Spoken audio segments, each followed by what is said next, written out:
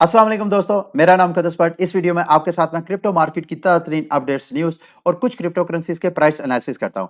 इस वक़्त अगर आप मेरी जो फ़ेवरेट लिस्ट है क्रिप्टो करेंसीज़ की बाइनेंस के ऊपर जो मैंने सेट की है, उसमें अगर आप देखें तो सबसे पहले जो टॉप गेनर में शामिल होता है वो है बीटीटी। और आप सोच रहे होंगे कि यार बीटीटी की प्राइस क्यों इतनी ज़्यादा ऊपर जा रही है? तो उसके फंडामेंटल्स मैं आपको बता रहा हूँ। 12 दिसंबर को यानी आज 8 दिसंबर है, ठीक 4 दिन बाद इनका एक इवेंट हो रहा है। होगा उसमें क्या कि जो बीटीटी है इस वक्त वो बीटीटी सी में कन्वर्ट हो जाएगा। यानी बीटीटी जो ट्रॉन ब्लॉकचेन है उसके ऊपर एक TRC20 का टोकन बन जाएगा और उसमें एक और इवेंट जो बड़ा एक तरह का सरप्राइजिंग इवेंट है, जो इन्वेस्टर्स को शायद वो बड़ा अच्छा लग रहा है। इनकी जो रीडोमिनेशन हो रही है, यानी जिसके पास एक बीटीटी टोकन है उसके पास वो टोकन 1000 बीटीटी सी हो जाएगा। जिसके पास एक 100 है उसको मतलब जिसके पास एक है वो 1000 हो जाएगा, जिसके पास 10 है 10,000 हो जाएगा, जिसके पास 100 है वो 1 लाख टोकन में कन्वर्ट हो जाएगा। इसका ये कतई मतलब नहीं है कि जो इस वक्त बीटीटी की प्राइस है वो उसी प्राइस के साथ आपका जो बीटीटी सी है वो आपको मिलेगा। जो मार्केट कैप है वो पीछे सेम टू सेम रहेगी। सिर्फ चूंकि इन्होंने जो बीटीटी सी बनाया है उसकी इन्होंने टोटल जो सप्लाई है, जो टोटल क्वांटिटी है, जो टोटल कैप है उसकी टोकन्स की, वो बढ़ा दी है 990 बिलियन से उन्होंने 990 ट्रिलियन कर दिया। तो जिसके पास जितना टोकन था उसको यूं समझ ले के 1000 टाइम उसको इंक्रीज मिल जाएगा। लेकिन उसकी प्राइस अकॉर्डिंगली जो पीछे मार्केट कैप होगा उस हिसाब से ही उसकी प्राइस रहेगी। तो आपको टोकन तो ज्यादा मिल जाएंगे लेकिन उनकी जो टोटल वर्थ है डॉलर की सूरत में वो सेम टू सेम ही आपको नजर आएगी। इस इवेंट की वजह से बीटीटी की प्राइस जो है वो ऊपर जा सकती है। उसके बाद मेरे दोस्तों भाइयों, दूसरा टोकन जिसके बारे में कल मैंने आपको बताया था, एसएलपी। मैंने आपको कल डिटेल बताया था, इसके सारे फंडामेंटल डिस्कस किए थे कि ऑक्सी इन्फिनिटी ने अगर सर्वाइव करना है इस मार्केट में, अगर उसने लीड करना है, क्योंकि इस वक्त भी जब मैं वीडियो बना रहा हूं क्रिप्टो करेंसीज की मार्केट के अंदर जो सबसे पॉपुलर और सबसे ज्यादा लीडिंग क्रिप्टो गेम है वो ऑक्सी इन्फिनिटी है। तो इसके सर्वाइवल के लिए जरूरी है कि एसएलपी की प्राइस, जो कि एसएलपी क्या है, जब भी ऑक्सी इन्फिनिटी में जो प्लेयर्स हैं गेम प्ले करते हैं तो जो उनको विनिंग में रिवॉर्ड मिलता है वो एसएलपी की सूरत में मिलता है। तो अब यहां पे जो मैनेजर्स हैं जिन्होंने मिलियंस ऑफ डॉलर की इन्वेस्टमेंट की है और दूसरों को स्कॉलरशिप दी है, तो वो उनकी जो इन्वेस्टमेंट है, अगर एसएलपी की प्राइस जो है वो 6 सेंट से लेकर 9 सेंट की रेंज में नहीं रहती है, तो मेरे दोस्तों भाइयों उनके लिए यहां रहना बहुत मुश्किल था। और उसका मतलब यह है कि उन्होंने अपनी यहां से इन्वेस्टमेंट निकाल के क्रिप्टो की दीगर गेम्स में इन्वेस्टमेंट कर लेनी थी। तो इनके सर्वाइवल के लिए जरूरी था कि एसएलपी की प्राइस को ये ऊपर लेके जाए। तो उसके लिए इन्होंने कुछ इकदाम उठाए हैं जिस वजह से आपको मार्केट एकदम पंप करती नजर आ रही है। और कल अगर आपने मेरी एडवाइस पे अमल किया है और अगर आपने कल एक $100 इन्वेस्ट किया है तो आपका वो $130 $140 हो गया होगा। अगर आपने $1000 का कल एसएलपी बाय किया मेरी कॉल पे तो आपको कम से कम $400 का 24 घंटे के अंदर लास्ट में बेनिफिट हुआ होगा। लेकिन अब आगे जाते हैं, क्या वजह है, क्यों इसकी प्राइस जो है वो इंक्रीज हो रही है। इन्होंने अपना जो एसएलपी की सप्लाई, जैसे मैंने कल कल ही आपको बता दिया था कि एसएलपी की सप्लाई बढ़ने की वजह से एसएलपी की जो प्राइस है वो डंप हो रही है। और दूसरा, जो इन्वेस्टर थे, चूंकि इन्होंने ब्रीडिंग का कंपटीशन रखा था, तो इन्वेस्टर अपने एसएलपी को कन्वर्ट करके सेल आउट करके मार्केट में वो मजीद ब्रीडिंग के लिए फंड्स को इकट्ठा कर रहे थे और उस वजह से जो एसएलपी की प्राइस थी वो ड्रॉप हो गई। अब इन्होंने एसएलपी को जो है वो बर्निंग का एक और मैकेनिज्म डेवलप कर रहे हैं। अब ये एसएलपी की बर्निंग कैसे होती है, ऑक्सी इन्फिनिटी में जैसे मैंने आपको बताया कि जब कोई गेम प्ले करता है तो एसएलपी टोकन जो है वो उसको रिवार्ड के तौर पे दिए जाते हैं। जब वो अपने वॉलेट से, अपने अकाउंट से, ऑक्सी इन्फिनिटी के अकाउंट से जब अपने वॉलेट में लेके आता है तो फिर ऑक्सी इन्फिनिटी जो है नए टोकन्स मिंट होते हैं।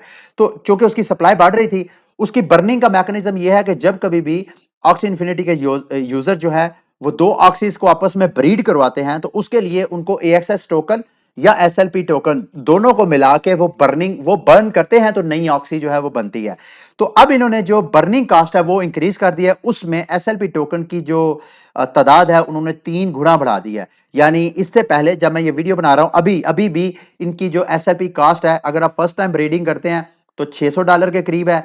अगर आप करते इस तरह दुगना करते जाते हैं, वो जितनी टाइम ऑक्सी जो है वो ब्रीड करते हैं, एक ऑक्सी जो है वो मैक्सिमम 7 टाइम ब्रीडिंग कर सकती है। अगर वो फर्स्ट टाइम ब्रीडिंग कर रही है तो जब ये अपडेट कर लेंगे अपने बर्निंग के जो मैकेनिज्म है तो उसमें फर्स्ट ब्रीडिंग के ऊपर 1800 एसएलपी बर्न होंगे और इसी तरह 2 टाइम अगर ब्रीडिंग कर रहे हैं तो 2700। तो दूसरे लफ्जों में आने वाले वक्तों में एसएलपी की जो प्राइस है वो मजीद इंक्रीज होने के इम्कानात हैं। और अगर ऑक्सी इन्फिनिटी ने सर्वाइव करना तो मेरे दोस्तों भाइयों, इनको अपना जो सारा मॉनिटरी पॉलिसी है उसको चेंज करना पड़ेगा। इस वक्त अगर आप ऑक्सी इन्फिनिटी के डैशबोर्ड पे जाएं, इनकी मार्केट प्लेस पे, तो वहां पे पिछले 24 घंटों में तकरीबन 71,887 जो ऑक्सीज हैं वो मार्केट में सेल आउट हुई हैं। अच्छा, लेकिन अगर आप मार्केट प्लेस पे जाते हैं तो टोटल इस वक्त जब मैं वीडियो बना रहा हूं तकरीबन 6,15,000 ऑक्सीज जो है मार्केट प्लेस में लिस्टेड थी। तो मेरे दोस्तों भाइयों, ये ऐसा नहीं था। तकरीबन मेरा ख्याल है हफ्ता 2 हफ्ता पहले मैंने चेक किया था, उस वक्त 4 लाख ऑक्सीज मार्केट प्लेस में वो सेल आउट के लिए पेश थी। ये दिनों ही देखते ऑक्सी इन्फिनिटी की जो मार्केट प्लेस में जो 1.5 लाख 2 लाख ऑक्सीज का इजाफा हुआ है, इस वजह से मार्केट में जो ऑक्सीज की बेस रेट है वो भी बिल्कुल लेस देन $100 आ गई। ये देख रहे हैं इस वक्त स्क्रीन पे आपको नजर आ रहा है। बड़ी आसानी से आप $300-400 की अपनी पूरी टीम बना के आप गेम प्ले करते हैं। जब गेम प्ले करेंगे तो फिर ऑक्सीज जो है वो नई मिंट होएगी, फिर एसएलपी की प्राइस जो है वो एसएलपी की सप्लाई जो मजीद इंक्रीज होगी। तो इस वजह से अगर इन्होंने एसएलपी की प्राइस को अप रखना है तो इनको चाहिए कि ऑक्सीज की जो बेस प्राइस है उसको भी कम से कम $300 की रेंज में लेके जाए। अगर $300 की रेंज में लेके जाएंगे तो ये ऑक्सी इन्फिनिटी की जो मॉनिटरी पॉलिसी है वो स्ट्रांग होगी, तो ये ऑक्सी इन्फिनिटी आगे ग्रो करेगी। अगर आप एसएलपी की बात करें तो मैं अभी भी मानता हूं, अगर आपने होल्ड किया तो उसको मजीद होल्ड किए रखें।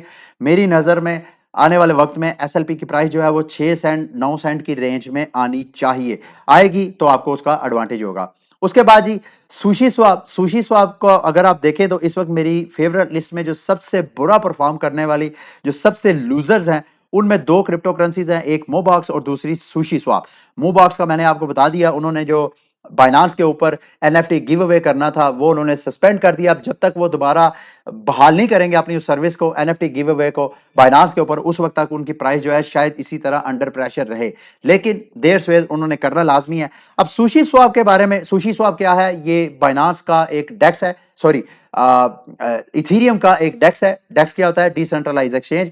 जैसे इथीरियम के ऊपर सबसे पॉपुलर जो डेक्स है वो है यूनिस्वाप। ये सुशी स्वाप एक्चुअली यूनिस्वाप का ही एक यूं समझ लें कि एक फोर्क था। यूनिस्वाप को ही उसी के कोडिंग के अंदर से एक नई कोडिंग करके एक नया डेक्स लॉन्च किया गया और यूनिस्वाप के जो यूजर्स थे, जो वहां पे लिक्विडिटी प्रोवाइड कर रहे थे इन्वेस्टर्स, उनको ल्यूर करने के लिए तरह तरह के इंसेंटिव जो है वो सुशी स्वाप पे दिए गए। मेरी नजर में अगर इंसेंटिव वाइज देखा जाए तो सुशी स्वाप जो है वो यूनिस्वाप से बहुत अच्छा प्रोजेक्ट है। लेकिन मेरे दोस्तों भाइयों, अगर आप इनसे मुतल्लिक न्यूज और फंडामेंटल्स को स्टडी करते हैं तो सुशी स्वाप जो है बहुत से स्कैम्स और फ्रॉड का शिकार है। खसूसन इसकी जो डेवलपमेंट की टीम है, जो इसकी लीडरशिप है, वो मुख्तलिफ किस्म के स्कैम्स और फ्रॉड में इन्वॉल्व रही है। चूंकि ये भी एक तरह का कम्युनिटी ड्रिवन टोकन है, इसको कोई खास डेव कम्युनिटी या कोई खास सेंट्रल बॉडी कंट्रोल नहीं करती है। तो इसके जो मुख्तलिफ फाउंडर्स थे उन्होंने मुख्तलिफ किस्म के स्कैम्स किए। ये 2000 सितंबर 2020 में इसका जो फाउंडर था, शेफ नोमी नाम का एनोनिमस जो था बंदा, उसका रियल नेम क्या है किसी को नहीं पता, उसको इन्होंने टीम से फारग करवाया क्योंकि उसने $14 मिलियन का एक तरह का डेवलपमेंट फंड जो है उसको सेल ऑफ किया था बगैर कम्युनिटी को एतमाद में लिए हुए। इस वजह से उन्होंने उसको फारग करवा दिया। फिर उसके बाद ये जो डेक्स थी वो एफटीएक्स के जो सीईओ हैं बैंक्समैन फ्राइड, उसको दे दिया गया। बैंक्समैन फ्राइड ने इस डेस्क को 0x मकी नाम का एक अनोनिमस बंदा, उसको ये प्रोजेक्ट लीड करने के लिए दे दिया। फिर उसने भी बाद उसको भी स्टेप डाउन करना पड़ा। मतलब ये दूसरे लफ्जों में बताना आपको ये चाह रहा हूं कि सुशी स्वाप जो है वो लीडरशिप क्राइसिस की वजह से उसकी प्राइस जो है अभी आपको डाउन होती नजर आ रही है। और जब तक ये अपने इश्यूज को रिजॉल्व नहीं करते, सुशी स्वाप की प्राइस जो है वो आपको डाउन ही नजर आएगी। अगर आप चार्ट पे जाएं तो देखें, इस वक्त मेरा ख्याल है जो लोएस्ट इसकी सपोर्ट थी उसको भी ब्रेक करके तो इस वक्त लोएस्ट पॉइंट पे सुशी स्वाप जो है वो ट्रेडिंग हो रहा है। अगर आपने रिस्क लेना है इस लोएस्ट प्राइस पे, देखें ये प्रोजेक्ट जो है अगर लीडरशिप क्राइसिस को खत्म करके एक नई लीडरशिप आ जाती है इस प्रोजेक्ट के ऊपर, तो अगर आपने यहां पे इन्वेस्टमेंट की होगी तो शायद अगर ये प्रोजेक्ट सस्टेन करता है तो आपको कई गुना प्रॉफिट हो सकता है। तो अगर आपने रिस्क लेना है तो आप ये इस पे इन्वेस्टमेंट करें। अगर आपने रिस्क नहीं लेना तो मैं आपको यहां पे इन्वेस्टमेंट करने को रिकमेंड नहीं करूंगा। अगली न्यूज में आपके साथ शेयर करूंगा ऑस्ट्रेलिया से, और इस न्यूज को भी मैं दोबारा पाकिस्तान के साथ रिलेट करने की कोशिश करूँगा, क्योंकि अक्सर पिछली कई वीडियोज़ में मैं क्रिप्टो करेंसी या क्रिप्टो मार्केट की जो मुख्तलिफ डेवलपमेंट्स हैं, उसको मैं पाकिस्तान के तनाजुर में आपकी खिदमत में पेश करता हूँ, ताकि आप भी इस हवाले से समझें कि आने वाले वक्त में हमें किस तरह तैयारी करनी चाहिए और हमें हुकूमतों को मजबूर करना चाहिए कि वो भी दुनिया के साथ साथ चलें। अच्छा, वहां पे हुआ क्या कि उनकी जो सेनेट की कमेटी है, उन्होंने क्रिप्टो मार्केट को रेगुलेट करने के लिए मुख्तलिफ किस्म के जो आइडियाज पेश किए। सबसे बड़ा आइडिया जो कि 2-4 दिन पहले मैंने वीडियो में आपके साथ शेयर किया था कि हुकूमतों को चाहिए कि जितने फॉर एग्जांपल पाकिस्तान में जो बाइनांस, ओके एक्सचेंज, इस तरह की एक्सचेंजेस काम करती हैं, तो अगर वो यहाँ के सिटीजन्स को सर्विसेज देना चाहती हैं, तो सबसे पहले यहाँ से वो लाइसेंस लें। अगर वो लाइसेंस लेंगे मेरे दोस्तों भाइयों, तो ही इनके प्लेटफॉर्म के ऊपर होने वाली जो क्रिमिनल एक्टिविटीज है, जैसे कि मनी लॉन्ड्रिंग है, जैसे कि टेरर फाइनेंसिंग है, उस हवाले से वो हुकूमत पाकिस्तान को या ऑस्ट्रेलिया की हुकूमत को वो जवाबदेह होंगे। तो सबसे पहले तो एक्सचेंजेस लाइसेंस लें, यहाँ पे ऑफिस खोलें, ताकि वो ऑफिस जो है वो कम्युनिकेट कर सकते हैं हुकूमती इदारों के साथ। दूसरा, एक इन्होंने डाओ डी ऑटोनोमस ऑर्गेनाइजेशन, जैसे क्रिप्टो मार्केट में एक आइडिया आया कि बगैर किसी सेंट्रल बॉडी के, बगैर किसी हुकूमत के, बगैर किसी बैंक के, सेंट्रल बैंक के पैसा जो है हम बना सकते हैं और पैसे से एक दूसरे के साथ लेन देन कर सकते हैं। तो इसी तरह ये आइडिया, डाओ का आइडिया भी है कि बगैर किसी सेंट्रल बॉडी के, बगैर किसी सीईओ के हम कंपनीज को भी चला सकते हैं। तो वो डिसेंट्रलाइज, जिसके पास गवर्नेंस टोकन होगा उस कंपनी का, वो डिसीजन मेकिंग में पार्टिसिपेट कर सकता है। तो नॉर्मली होता क्या है कि हुकूमत से स्पेशली जो फिनटेक हैं या ऐसे फाइनेंशियल इदारे हैं जो कि दूसरे लोगों को फाइनेंशियल सर्विसेज देते हैं, वो हुकूमती जो फाइनेंशियल डिपार्टमेंट्स होते हैं, जैसे पाकिस्तान में security and exchange commission of Pakistan है, एफबीआर है, या इस तरह के जो फाइनेंस से रिलेटेड डिफरेंट डिपार्टमेंट्स हैं, उनकी तय किए गए जो कायदे ज़वाबित हैं, उनके अम्ब्रेला के नीचे काम करते हैं। तो जब ये डाउ सिस्टम आएगा, तो इनके लिए भी मेरा ख्याल है अलग से कानून साजी करनी पड़ेगी। तो ये जो ऑस्ट्रेलिया की सेनेट कमेटी है, उन्होंने रिकमेंडेशन दी है। मेरा ख्याल है यही रिकमेंडेशन इसी तरह की हमारे पाकिस्तान में भी होनी चाहिए। अगला बड़ा इंपॉर्टेंट पॉइंट जो मैंने आपके साथ शेयर करना था, हुकूमत ये चाहती है कि अगर ऑस्ट्रेलिया में कोई बंदा रीन्यूएबल एनर्जी को यूज करते हुए अगर क्रिप्टो माइनिंग करना चाहता है, तो हुकूमत पाकिस्तान उसको टैक्स में डिस्काउंट देगी। तो यही सूरत हाल मेरे दोस्तों भाइयों, हमारे मुल्क में विंड से भी बिजली बनाई जा सकती है, कोल से भी बनाई जा सकती है, इवन वाटरफॉल के केपीके में तो बहुत पोटेंशियल है, वहां पे इस तरह का सेटअप लगाया जा सकता है। और सिंध में सन जो है, जनूबी पंजाब के इलाकों में और सिंध में अगर आप जाएं, वहां से आप सन हीट से यानी सोलर से रीन्यूएबल एनर्जी से आप माइनिंग वगैरह के सेटअप लगा सकते हैं। अगर हुकूमत पाकिस्तान चाहे तो जो माइनिंग का सेटअप लगाना चाहते हैं उनको कहें कि आप रीन्यूएबल एनर्जी को यूज करते हुए अगर माइनिंग सेटअप लगाते हैं, तो हुकूमत पाकिस्तान आपको इंसेंटिव देगी।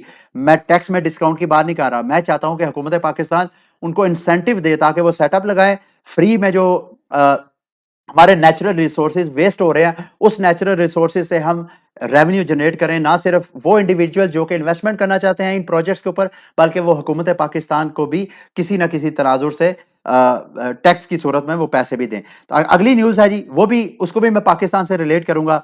ये पोर्टो रिको, एक छोटा सा तकरीबन 32 लाख के करीब पॉपुलेशन है। ये छोटी सी रियासत कह लें या छोटा सा मुल्क कह लें, ये अमेरिका का एक इनकॉर्पोरेटेड जो स्टेट है, उसमें उसके जो स्पीकर हैं उनका नाम है जी, मैं आपको बता देता हूं अभी,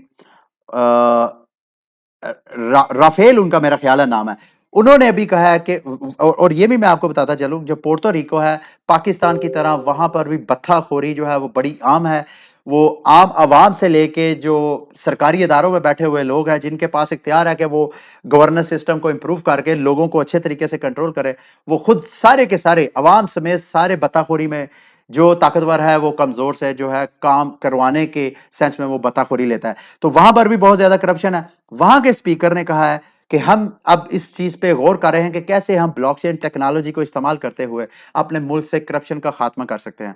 मेरे दोस्तों भाइयों, पाकिस्तान का भी यही मसला है। यहाँ रिश्वत खोरी, बताखोरी या इस तरह की करप्शन सरकारी इदारों में, अवाम में जिसका जितना दाल लगता है वो उतनी ज्यादा करप्शन करता है। जो करप्शन नहीं करता है, वो जो बुरा भला कहने वाला है, वो इस वजह से कहता है क्योंकि उसको उसका कोई दाल ही लगता, यानी उसको चूंकि अपॉर्चुनिटी नहीं मिलती, इस वजह से वो कहता है करप्शन गलत है। लेकिन जिसका जितना हाथ पड़ रहा है वो उतना ही कर रहा है। लेकिन अगर हम सारे अपने जो हमारा अपरेटस है, जितना हुकूमती मशीनरी है सारी, अगर सारी की सारी हम ब्लॉकचेन टेक्नोलॉजी पे ले जाए, तो मेरे दोस्तों भाइयों, जब हर चीज़ का रिकॉर्ड जो है वो इम्यूटेबल रिकॉर्ड हो जाएगा, यानी ब्लॉकचेन में रिकॉर्ड किया गया डाटा जो है उसको दोबारा चेंज भी नहीं, टेम्पर भी नहीं किया जा सकता।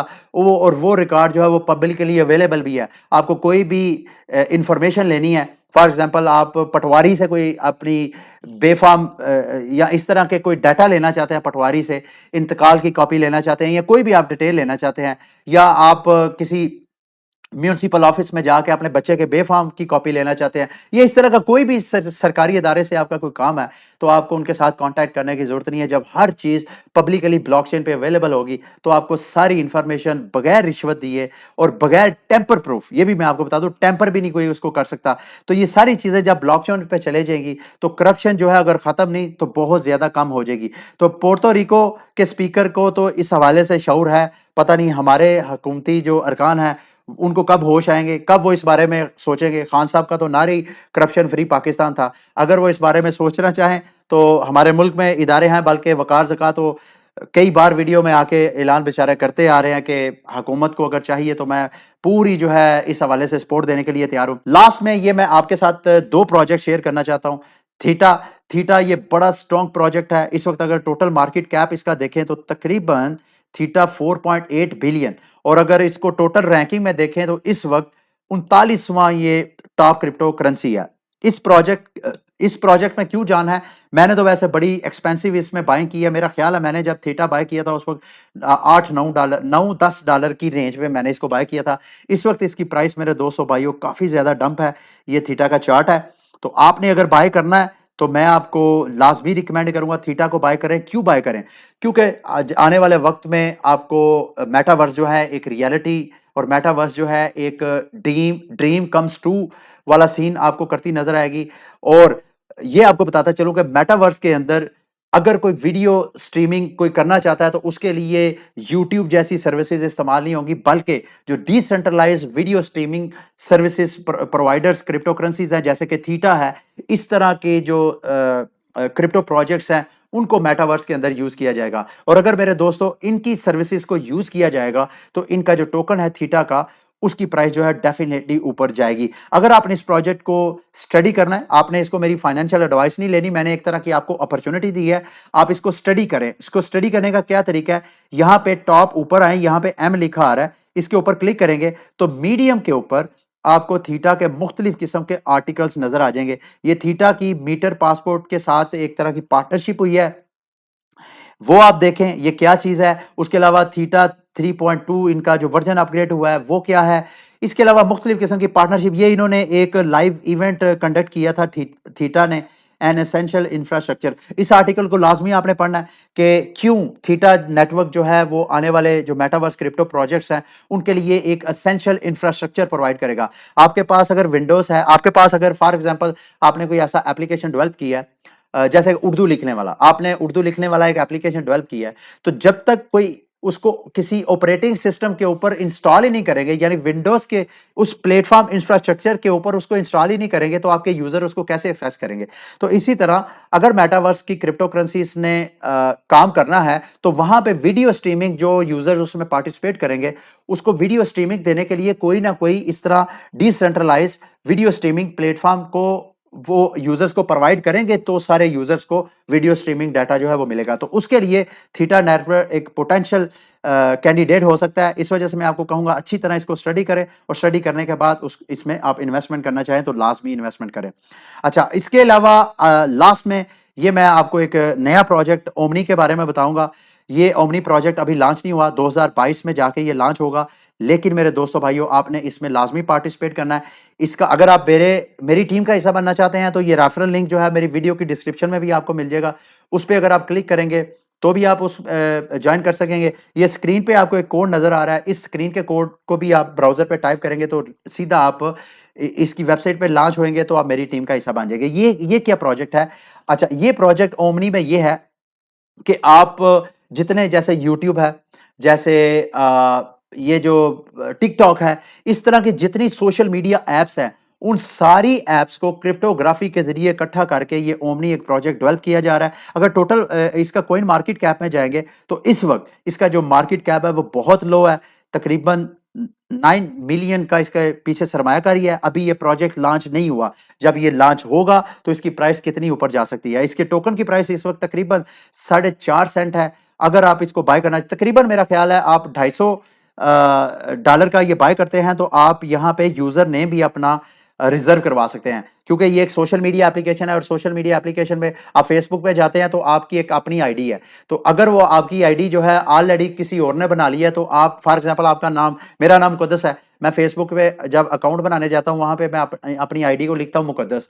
तो जब मैं लिखता हूँ तो मुझे मैसेज जो सिस्टम है वो एरर दे देता है कि ये यूज़र ने तो ऑलरेडी किसी ने अटेन कर लिया है, किसी ने ऑलरेडी ये यूज़र नेम रख लिया है, आप कोई और चेंज करें। तो आप यहाँ पे अगर अपना यूज़र नेम जो है वो रिज़र्व करवाना चाहते हैं तो उसकी एक शर्त है, मेरा ख़्याल है ये टोकन बाय करेंगे। ये देखें, अगर आप 5000 ओएआई टोकन को होल्ड करेंगे तो आप यूज़र नेम अपना रिज़र्व करवा सकेंगे। इसका मतलब ये है कि कल को ये प्रोजेक्ट जब लॉन्च होगा तो कोई बंदा भी आपका यूज़र नेम जो है वो यूज़ नहीं कर सकेगा क्योंकि आपने वो यूज़र नेम अपना रिज़र्व करवा लिया। आप पैनकेक स्वैप पे भी मेरा ख़्याल है बाय कर सकते हैं और शायद इनका मैटिक पॉलीमैटिक का टोकन भी है। इसको प्रोजेक्ट को आपने अच्छी तरह स्टडी करना है। अगर आप मेरी टीम का हिस्सा बनना चाहें तो लाज़मी बनें। इसके ऊपर मैं कोशिश करूँगा कि अगर टाइम मिला तो डिटेल एक वीडियो बनाऊँगा। लेकिन फ़िलहाल आप इसके ऊपर अकाउंट बनाएँ और यहाँ से अपना रेफरल लिंक लें और जितने आपके फ्रेंड्स हैं, फैमिली मेंबर्स हैं, जो ऑलरेडी फ़ेसबुक यूट्यूब टिकटॉक इस तरह की सर्विसेज़ को यूज़ करते हैं, उनको रेफर करें और हर रेफरल के ऊपर आपको 2 ओएआई टोकन यानी तकरीबन 8-10 रुपए पाकिस्तानी बनते हैं, वो आपको अलग मिलेंगे। ठीक है? तो ये थी आज की वीडियो। उम्मीद करता हूँ कि आज का बुलेटिन भी जो है वो आपके लिए इन्फॉर्मेटिव रहा होगा। अगली वीडियो तक के लिए मुझे इजाज़त। अल्लाह हाफ़िज़।